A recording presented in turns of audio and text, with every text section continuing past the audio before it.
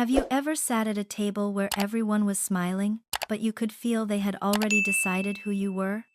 Have you ever realized, in one cold, quiet moment, that the people across from you were not inviting you into the family, but measuring how easily they could erase you from it? I remember Margaret Blackwell's voice that night more clearly than I remember the taste of anything on that table. It was never loud, never shaky. That was what made it so unsettling. She spoke with the kind of control that made you feel the floor under you shifting, as if the room itself had quietly agreed with her before you ever opened your mouth. Sign it before dessert, Claire. Or I promise you Ethan will have this marriage annulled by Monday morning. I was 31 years old, and I had been married to Ethan Blackwell for 3 years. I grew up in a suburb outside Cleveland, Ohio, in a small apartment where the heat clicked all winter and my mother worked her way from cashier to night manager at a grocery store. My father left when I was too young to remember his voice. Everything I had built from almost nothing, piece by piece, hour by hour, long before I ever walked through the iron gates of the Blackwell estate in Greenwich, Connecticut. The house was the kind of place that made silence feel expensive.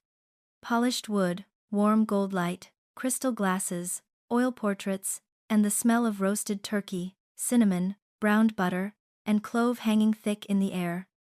The chandelier light caught the wine in everyone's glasses and turned the whole dining room into something theatrical, like a stage where every person already knew their lines except me.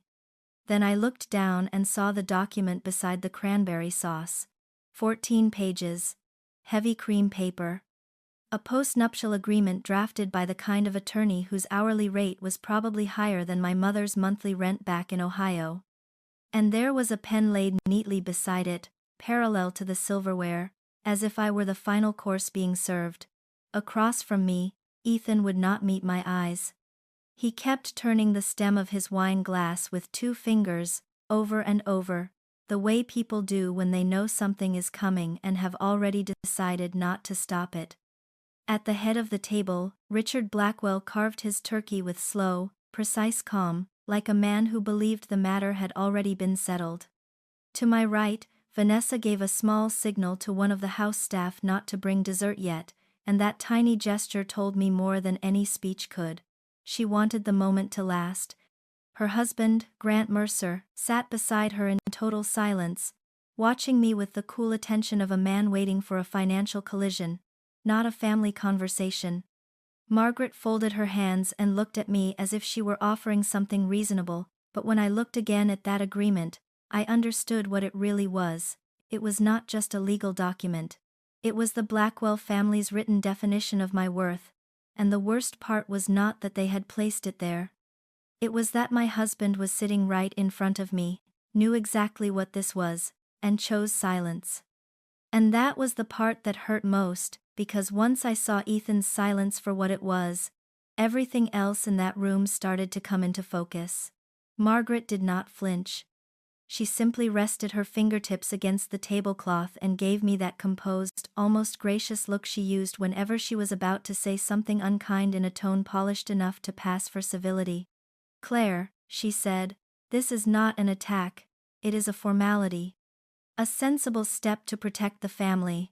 Richard set down his knife and fork with deliberate care, as if he were entering the record in some private courtroom only he controlled.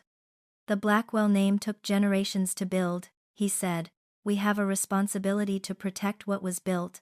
That is not personal." But of course it was personal. It had always been personal. Vanessa finally looked up from her perfectly arranged place setting and offered me the same thin smile she had been wearing since the week Ethan first brought me home. "You walked into this family without the same foundation the rest of us had," she said lightly. "Surely you understand why clarity matters. Foundation, background, stability." They loved words like that. Soft words. Elegant words. Words that sounded responsible until you looked directly at what they were covering. "For 3 years, your background had followed me through that house like a perfume I never chose to wear. It meant the cramped apartment in Ohio with the rattling heater that clicked through every winter night. It meant my mother picking up extra holiday shifts while other families were opening gifts. It meant no old family name, no trust fund, no country club membership, no stories that began with our summer place. I remembered one Sunday brunch when Margaret asked me, in that same velvet voice, "Has anyone in your family ever worked at a high level in finance, dear?" Then she smiled over the rim of her coffee cup as if she already knew the answer and had only asked for sport. Another time Vanessa admired a dress I wore and said it was so elegant in a very practical way, and the table gave that quiet, polite laugh people use when they want you to know you've been insulted but would prefer you handle it with gratitude. Then Grant Mercer stepped in, exactly as men like him always do, carrying cruelty in the language of reason. "We've reviewed the filings connected to your company," he said. "Last year's reported revenue was $53,000. No one is trying to embarrass you. We're simply trying to protect the family from unnecessary risk." I looked at the agreement again, then at the faces around me, and said, very clearly, "I'm not signing it." The air changed. Richard leaned back in his chair, his voice cooling by a full degree. "Then let me be equally clear. If necessary, we will begin annulment proceedings. If there were material misrepresentations regarding your circumstances or intentions when you married Ethan, that can be addressed." Before I could answer, Ethan spoke for the first time, barely above a murmur. "Claire, don't turn this into something bigger than it needs to be." That was the moment it settled in my chest with perfect, unbearable clarity. He had known. Not only had he known, he had hoped I would make this easy for them, and suddenly I was no longer fully in that dining room. I was back 3 years earlier, 2 weeks after our engagement, standing in Margaret's library while she told me Ethan trusted too easily and the Blackwells had always known how to protect themselves. I had sat in my car for 10 full minutes after that conversation, hands shaking in my lap, trying to gather enough dignity to walk back inside. On Thanksgiving night, I finally understood what those years had really been. They had never wanted to know who I was, they only needed me to fit the story they had already written about me. What none of them understood yet was that the one person at that table they had misjudged most completely was also the only one who had come prepared for exactly this moment. What none of them understood yet was that the one person at that table they had misjudged most completely was also the only one who had walked into that room already knowing exactly how the night would end. I did not raise my voice. I did not defend myself. I did not reach for the agreement again. I simply folded my hands in my lap, looked around that long glowing table, and said, "Then maybe all of you should take out your phones, search Vera Dynamics." For a few seconds, no one moved.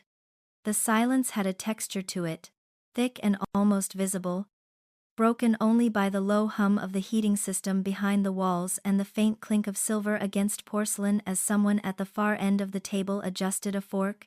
Ethan was the first to react. He glanced at me as if he were trying to decide whether this was anger, bluff, or something else entirely. Then he picked up his phone. I watched his eyes move across the screen. Watched the color drain from his face so quickly it was almost shocking. "Claire," he said, but my name came out like he no longer knew what it meant. Richard frowned, irritated before he was curious, and reached for his own phone with the visible reluctance of a man unaccustomed to verifying reality in real time. Vanessa followed, one manicured finger still resting on the stem of her wine glass until she saw the page load and her hand stopped moving altogether. Grant took the longest. But when he finally read it, his jaw tightened so hard I could see the muscle flex near his temple. The room stayed bright, but all of their faces seemed to darken at once. The smell of browned butter, rosemary, red wine, and roasted turkey hung in the air like something overripe now, too rich, too heavy. "What is this?" Richard asked. I answered him evenly. "Vera Dynamics is the company I founded when I was 24. The last public valuation put it at roughly $2.4 billion. No one spoke. I could feel the silence landing one person at a time. Then I added, The $53,000 filing grant found belongs to a small administrative entity.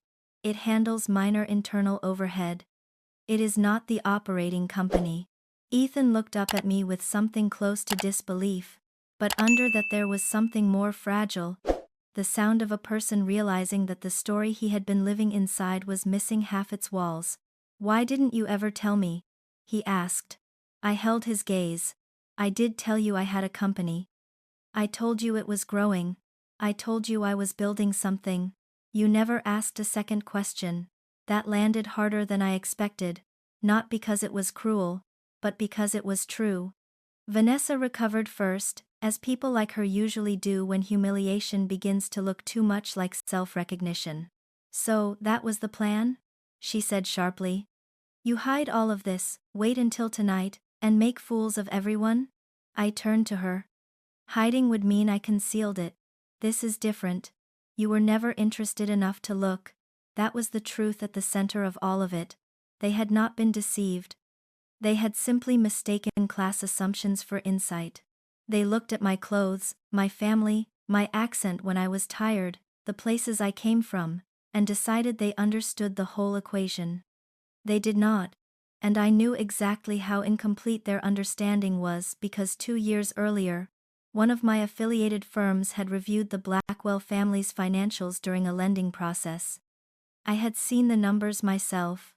Their total family worth, including the estate, the holdings, and the carefully polished legacy they treated like scripture, was around $465 million. A staggering amount by most standards. But not compared to me. I thought that revelation would be enough to crack the evening open. I was wrong. That was only the moment the dinner began to change hands. Because I still had not placed the folder I brought with me on the table. Because I still had not placed the folder I brought with me on the table, and somewhere deep down, I think they all felt that before they saw it. I reached beside my chair, took out a plain manila folder, and laid it carefully next to the postnuptial agreement. The contrast between them was almost funny. Their document had been printed on thick cream paper, polished and expensive, designed to intimidate. Mine looked ordinary. That was the thing about real leverage. It rarely needed better stationery. For one brief second, no one spoke. Then I opened the folder, slid out the first page, and pushed it across the table toward Richard. 18 months ago, I said, Blackwell Group opened a $14 million commercial credit facility to restructure 4 of its underperforming properties. The lender was Meridian Crest Holdings. Richard looked at the page, then at me. "What about it?" His voice was controlled, but the edges had started to fray. "What about it?" I repeated. "Is that I acquired a controlling interest in Meridian Crest last year. Which means, Richard, that your family's debt is now sitting inside a structure I control." I watched him read the line twice. Then a third time. The color in his face shifted so subtly that anyone who did not know him might have missed it. But I had spent 3 Thanksgivings studying the Blackwells the way some people study weather patterns. Richard stood too quickly, the leg of his chair scraping hard across the floor, and the motion tipped his wine glass just enough to spill a dark ribbon of red across the white linen tablecloth. Margaret did not look at the stain. She only clasped one hand over the other so tightly that her wedding ring pressed into her skin. "Sit down," I said, and my own voice startled even me. It was quiet, but final. Richard hesitated, then lowered himself back into his chair. "The note is in technical default," I continued. "Last quarter's balloon payment was late. Not catastrophically late, but late enough to matter." Ethan looked from his father to me, then back again, like he was watching 2 versions of the world fight for space in the same room. "I am not calling the debt," I said. "Let me be very clear about that. I have no interest in tearing down your properties.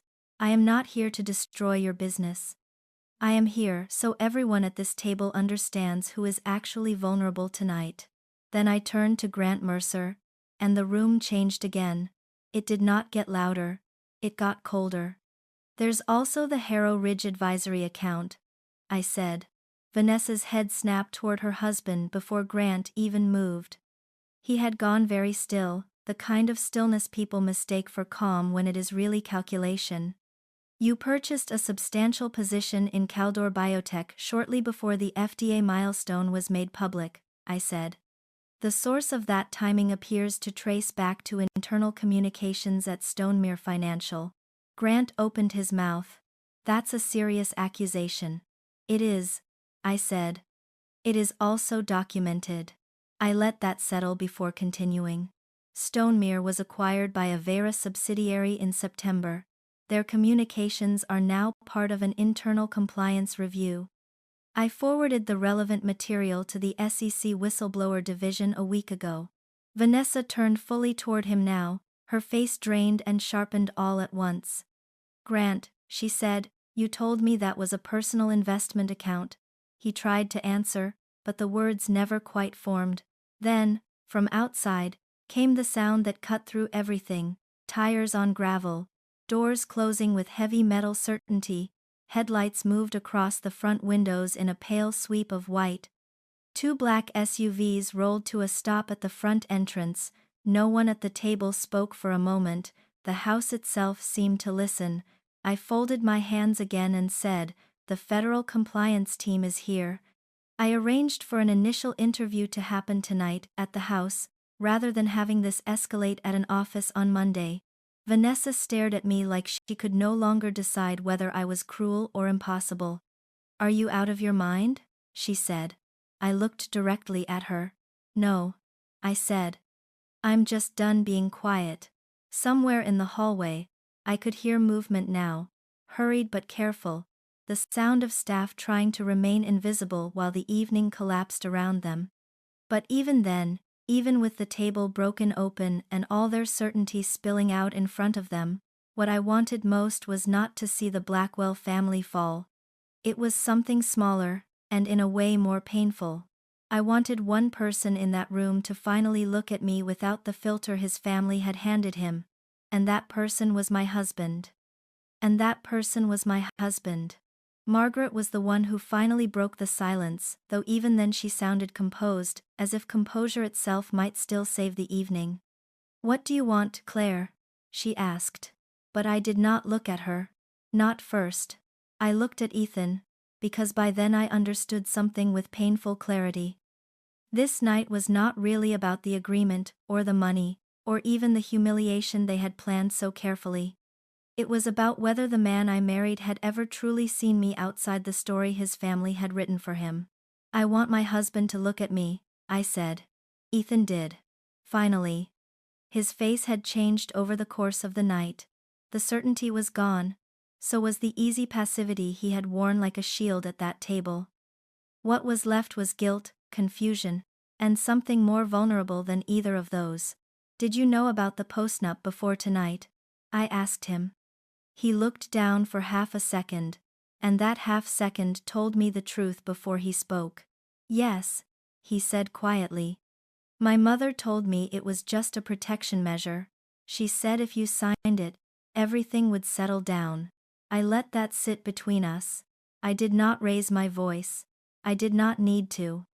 The exhaustion was deeper than anger by then, the kind that settles into your bones after carrying something for far too long. "That," I said, "is the part that hurts, not the paper. Not even this table. The part that hurts is that for 3 years, you let them decide what I was worth, and you stood by like that was normal." No one interrupted me. Even Richard stayed silent. Somewhere, just beyond the dining room, I caught sight of the butler standing uncertainly in the hallway with a silver tray and the pecan pie that was supposed to end the evening. He looked frozen, unsure whether to step forward or disappear, and something about that image almost undid me. They had planned to finish the night with dessert. I was finishing it with the truth. I turned then, not just to Ethan, but to all of them. "I did not do this because I hate you," I said. "I did this because all of you decided who I was years ago, and then expected me to live inside that version of myself to keep you comfortable. I never lied to you. I never misrepresented anything. You just never looked closely enough to see what was right in front of you." Margaret's face barely moved, but I could see calculations still working behind her eyes. Trying to find the angle that might restore control. There wasn't one. I picked up my bag and pushed back my chair. "I'll be at the Ashbourne Hotel tonight," I said to Ethan. "If you want to talk, really talk, you can come. Not Blackwell talk, not family damage control. An actual conversation." I held his gaze for one last moment. "I'm still your wife. What that means after tonight is up to you." Then I walked out. The November cold hit my face clean and sharp the second I stepped outside, and the gravel cracked beneath my heels with every step toward my car. Behind me, the mansion glowed with its long golden windows and its old money certainty, like the house itself still believed it could keep people in place. But for the first time, it did not make me feel small. I got into the car, closed the door, and sat there for a moment with both hands on the wheel. My phone buzzed. A text from my CFO confirming Meridian was secure, and another message asking whether I wanted to comment on the Harrow Ridge story. I typed back, "Monday." Then I sat in the quiet, and thought about my mother, who would make everything feel less enormous tomorrow with one calm sentence and a voice that had never once made me feel like I needed to earn my right to be loved. I thought about Ethan too. About the man I met before his family's gravity wore grooves into him. I did not feel triumphant. I did not feel vindicated. I felt lighter, as if I had finally set down something I had been carrying so long I forgot it was heavy. That night, I did not leave their table because I had won a seat at it. I left because I remembered I had never needed one. And maybe that was the moment my life really changed. Not when they learned I had more power than they did, but when I understood that my worth had never lived in their approval.